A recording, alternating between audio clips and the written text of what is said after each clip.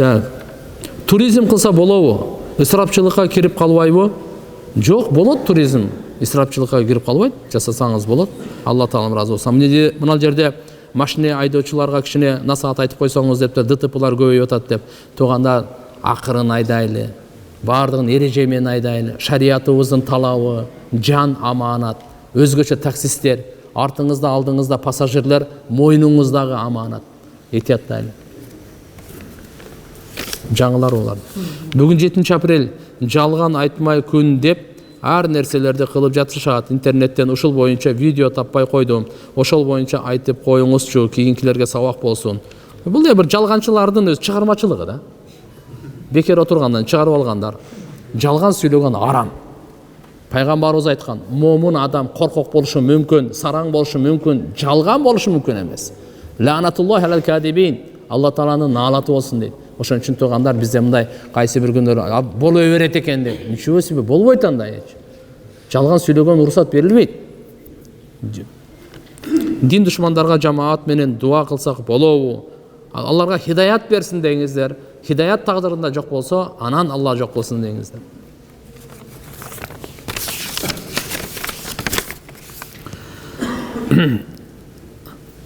Устаз, PUBG деген оюн кудамаларды аябай азгырды. 4 ай деп өткөндө эле айтканбыз тугандарына PUBG оюнучу. Болбогон оюн. Ушинтип эми ахиретти куруткан эмне кереги бар? Будан сактаныңыздар. Анан көрөк ден соолукка 10 отжимания жасаңыз. Турникке асылыңыз. Киши Кур'ан окуңуз, зикир кылыңыз, PUBG эмне кыласыз? Футбол ойнок болбойт дегенде жүгүр нары бери. Эч ким жок болсо деле. Мен өттө майда жазылып калдым. Кичине чоңураак жазыңыздар, анан кыскараак. Кыяматта жакшы амалдардын жок болсо, жок дегенде аалымдар менен кол алышып учураштың беле, эгер учурашпасаң аалымдар менен учурашкандар, адамдар менен учураштың беле деген суроо болобу? Эгер болсо, ошолор себеп менен бейишке киреби? Жок, мындай хадисти окуган эмесмин мен тугандар. Албетте уламаларды урматтаган, бул жерде эмне үчүн ушул максатты айтышы мүмкүн?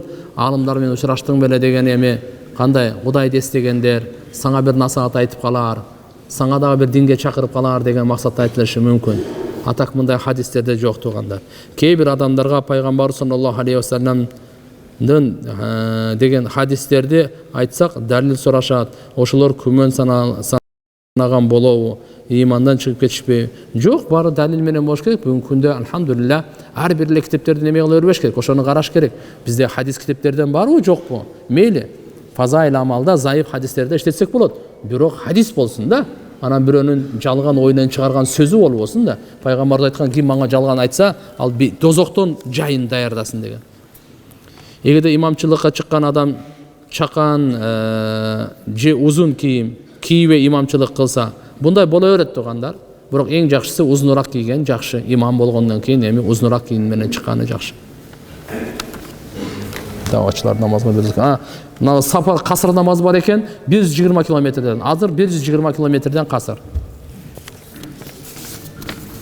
Салам алейкум, Устаз, пайгамбарыбыздын авасы Абу Талиб дозоктон чыгабы же түбөлүктү калабы? Түбөлүктү калат.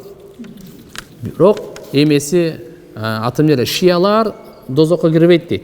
Мейли буну ачык айтып коеюн. Ахли сүннат вал жамааттын акыйдасы боюнча Абу Талиб пайгамбарыбыздын авасы ал дозокто. Бирок ага дозоктолорго караганда азабы жеңил. Эң азабы жеңилин дагы айтып койгон кандай? Путтун тамандын алдына эки ушундай чок коюп коет экен. Адамдын башы ошол жерден кайнайт экен да.